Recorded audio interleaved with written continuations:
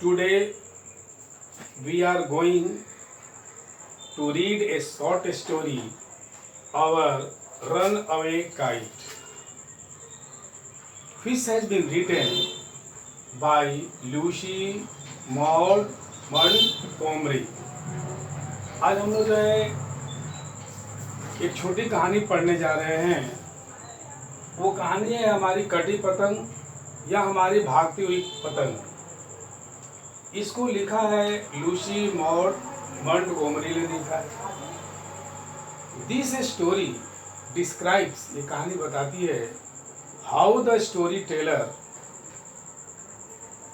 Her brother cloud and her father gate reunited with long lost relatives due to the kite। ये कहानी बताती है कि इस कहानी के जो वक्ता जो है फिलिप्पा है, उसका भाई क्लाउड है, उसके पिताजी है। वो किस तरह से एक पतंग के माध्यम से फिर एक साथ जो है उन रिलेटिव से मिल जाते हैं जो उनसे बिछड़ गए थे। इसलिए इस कहानी में हमारी पतंग की बहुत बड़ी लंबी भूमिका है। This kite plays a vital role to meet the family which were lost, जो खो गए थे। First of all you will pause the video and note down all the word meanings. This will be helpful for you to comprehend the story. ये जो है आप लोग इसको पहले वीडियो को पॉज कीजिए और उसके मीनिंग्स को नोट कीजिए। ये आपको कहानी को समझने में सहायक होगी। First of all you open your book at page 37 and we will read about the author Lucy Maud Montgomery के बारे में हम लोग पढ़ेंगे। Lucy Maud Montgomery was born in 1874 and he died in the year 1942. It has been given in your textbook. And he was born in 1874, उनका जन्म हुआ था 1874 में, and passed away, मर गए in the year 1942. He was a Canadian author. वो Canada के, जैसे इंडियन है भारतीय, जो इंडिया में जो लोग रहते हैं उनको भारतीय कहते हैं, जो कनाडा में रहते हैं उसको कनाडियन कहते हैं। He was a Canadian author best known for a series of novels beginning with any of green gobbles. माने she was a great novelist.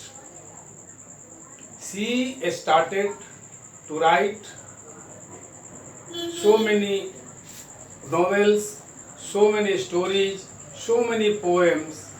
She became very popular. Her novel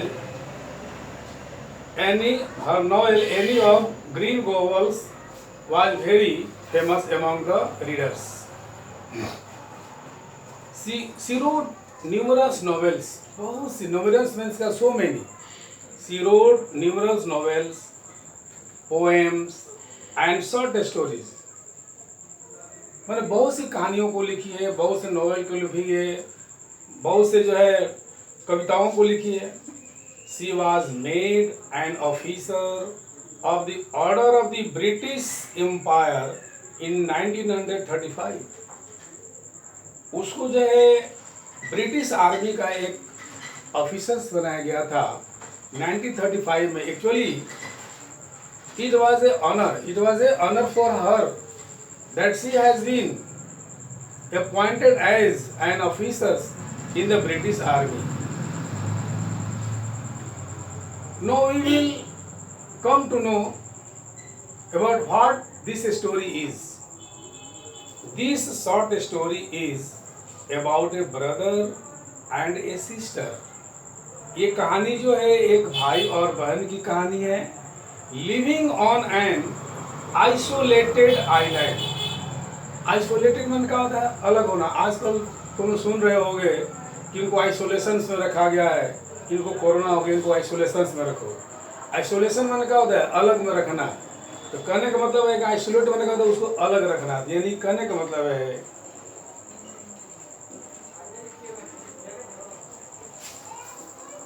क्या लिखोगे? Living on an isolated land with their father. किसके साथ रहते थे? अपने पिता के साथ रहते थे. Who through a series of incidents, बहुत घटनाक्रम के बाद में get reunited with their long lost relatives. Long lost में बहुत दिनों से उनके जो परिवार के जो सदस्य थे वो बिछड़ गए थे. वो एक पतंग के चलते किस तरह से वो मिलते हैं इस कहानी में बताया गया है. यानी कहने का मतलब है कि शुरू में हमने बताया था कि this story tells us how the narrator, her brother cloud, her father get reunited with long lost relatives due to kite. It is a touching tale. Tale means a story होता है.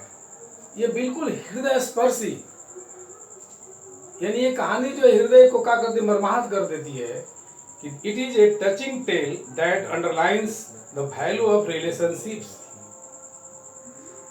माने this story tells us that the relatives have a very great importance in our life.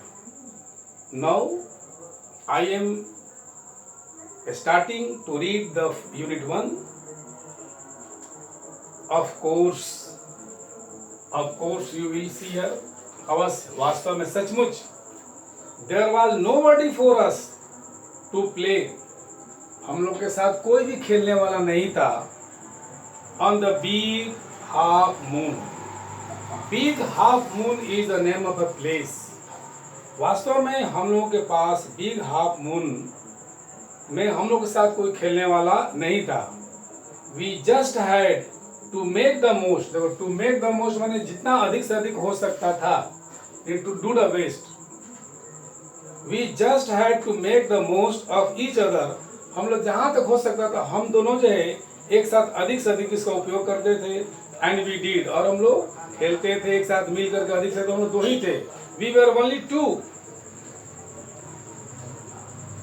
Who played, खेलते थे with each other, एक दूसरे के साथ खेलते थे.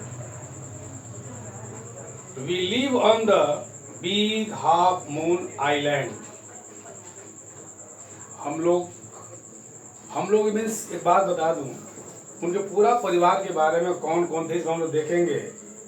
उसमें फिलिप्पा थी जो खुद जो है नरेटर है. उसका भाई जो था क्लाउड था. उसके पिताजी थे. उसके कजिन से डिकी और मीम थे. और उसकी एक ऑन चाची थी.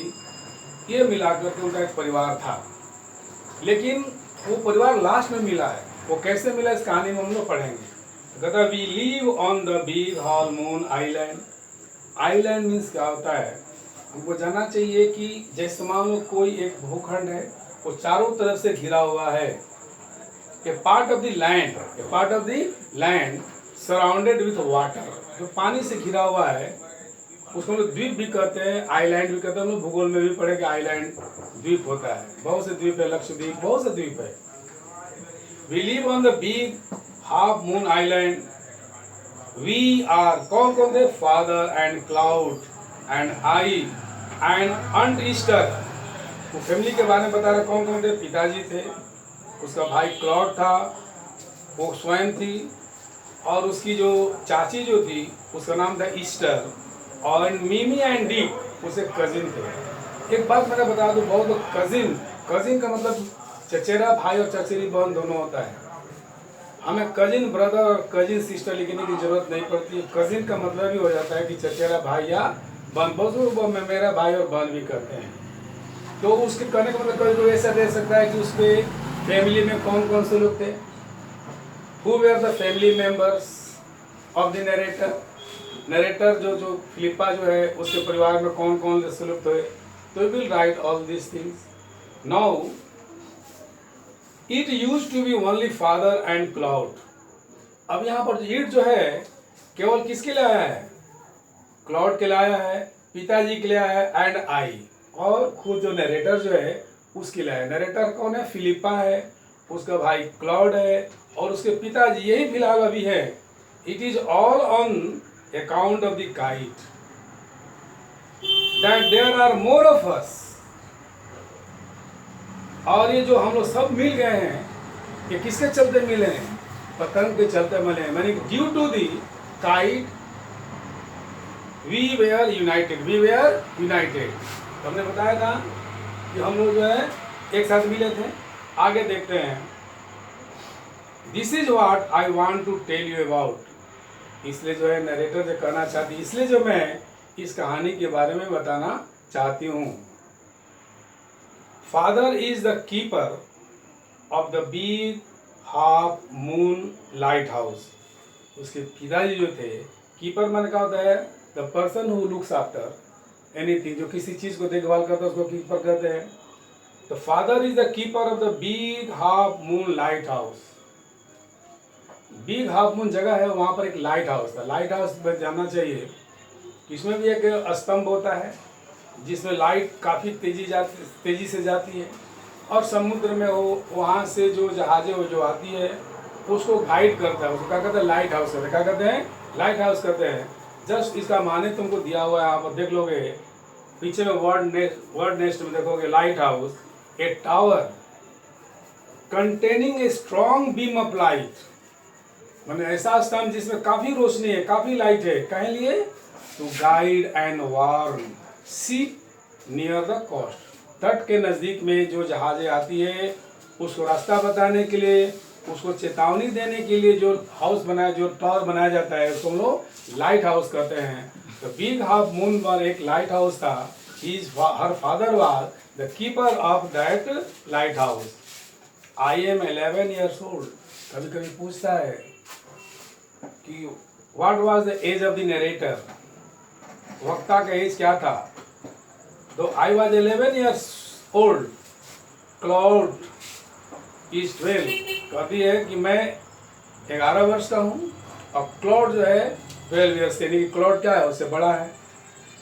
इन winter when harbour is frozen over, जब जाड़ा का समय आता है तो जो बंदरगाह जो है उसका पानी जो है क्या होता है, जम जाते हैं। करने को मतलब during the winter season when the harbour is और when the island is frozen, जब जम जाता है तो ये क्या करते हैं, we all move over to the main line. तो हम लोग जो है बिल्कुल मेन लाइन, यानी मुख्य जो जगह है जहाँ पर सब लोग रहते हैं, बहुत लोग रहते हैं, वहाँ पर हम लोग चले जाते हैं। मेन लाइन के ऊपर में, उसको मेन कस्बा भी कर सकते हैं, वहाँ पर चले जाते हैं। As soon as spring come back, और जहीं जो है बसंत जो है आता है, we sail to our own dear island। Sail का मतलब होता है, तुमको जाना चाहिए, नौका से जाना का क्या कहते हैं, सेल कहते हैं। जैसे सेल माने खेना होता है, तो गो एंड बोट, यानी करने का मतलब है कि during the winter season they came to the main island and when the winter is over and as soon as the spring starts they go back to their main island। वो चले जाते थे लोग। the funny part used to be that, सबसे मजेदार बात तो ये थी, फनी का मतलब क्या था, खूब मजेदार। सबसे मजेदार बात क्या थी, to be that people always pitied अस। पीटिड मतलब तो दया दिखाना, जो पीटिड मैंने सबसे बड़ी मजेदार बात क्या थी कि वहाँ के लोग हम लोगों के ऊपर दया दिखाते थे। The funny part used to be that people always pitied us when the time came for us to return. जब लौटने का समय होता था तो लोग हम लोग के ऊपर जो क्या करते थे, तरस खाते थे, हम लोग पर दया दिखाते थे। ये बहुत ही जो है मजेदार बात थी। They said, वे लोग कहते थे, we must be lonesome over there. Lonesome means होता अकेला। वो लोग कहते थे कि उनका जगह we would be alone there. There would be no any children with them. So they felt pity. They felt pity for us. वो हम लोग के लिए जो क्या करते थे, दया महसूस करते थे कि हम लोग फिर क्या हो जाएंगे, अकेले हो जाएंगे। With no other children near us. और कोई भी बच्चे जो है हम लोग के साथ वहाँ पर नहीं होंगे। Of course, Claude and I would have liked to have someone to play with us. वास्तव में हम और हमारा भाई दोनों चाहते थे कि हम लोग के साथ और भी लोग, और भी बच्चे जो चले। मैंने कहने को होते हुए कि they wanted the company of other children to play there, to enjoy the games, but they were helpless. They were only two. केवल वहाँ पर दो ही थे। वही कर रही है कि of course Claude and I would have liked to have someone to play with us. It is hard to run. Pirate caves, देखो पायरेट मैंने होता है समुद्री डाकू। पायरेट मैंने कहता है समुद्री डाकू होता है, अब केव माने गुफा होता है। लेकिन यहाँ पर जो टू रन, पायरेट केव्स का मतलब होगा लुका छुपी का खेल। हम तुम लोग बच्चे जो है, तुम लोग चोर चोर खेलते हो, लुका छुपी का खेलते हो, बहुत से तुम लोग खेल खेलोगे। तो वे भी दोनों बच्चे जो थे वहाँ पर जो लुका छिपी का खेल खेलते थे। कौन कौन?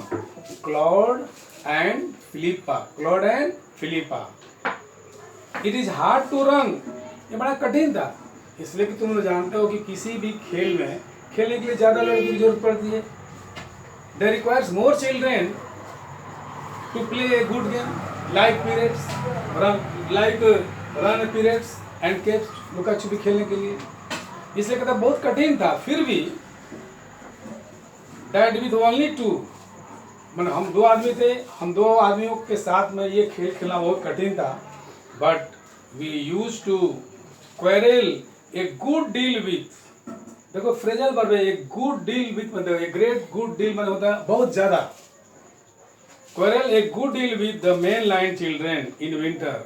लेकिन जब हम लोग जाड़े में आते थे तो वहाँ के बच्चों के साथ, मेन लाइन के बच्चों के साथ क्या करते थे? खेल। It was the nature, it is the nature of the children. ये बच्चों का स्वभाव होता है कि they always quarrel during the play. खेलते समय क्या करते हैं? झगड़ा करते हैं। This is the nature, this is the nature of the children.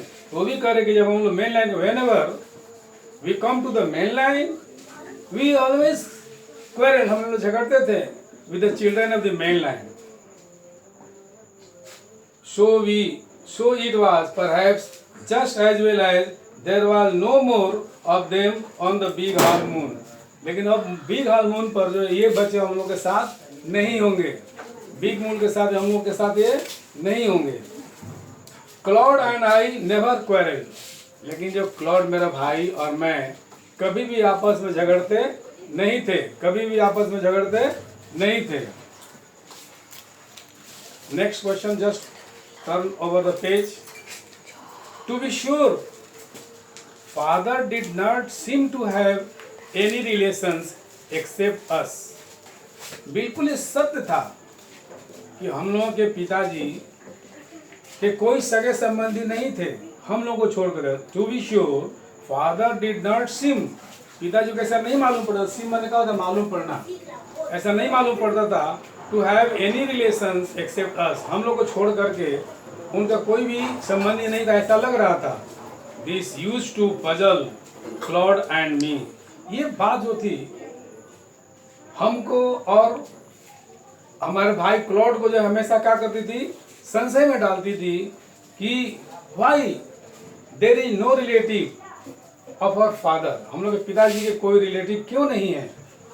वही करे कि everybody on the main land had relations, कहता है मेन लैंड के ऊपर जितने भी लोग हैं they all have the relatives, उनके सबके रिलेटिव्स हैं।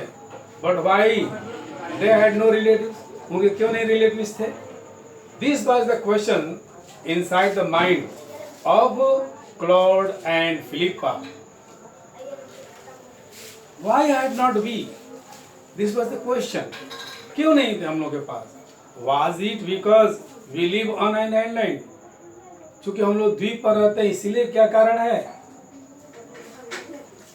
We thought it would be so jolly to have an uncle. कहते कितना अच्छा होता कि हम लोग के क्या होते, अंकल एंड आंट, हम लोग के भी चाचा और चाची होती, एंड सम कजिन्स, कुछ चचेरे भाई और बहन होती। यानी कहने का मतलब है कि दे वांट रिलेटिव्स, वे लोग चाहते हैं रिलेटिव को विथ देम, अपने साथ में रहना चाहते हैं।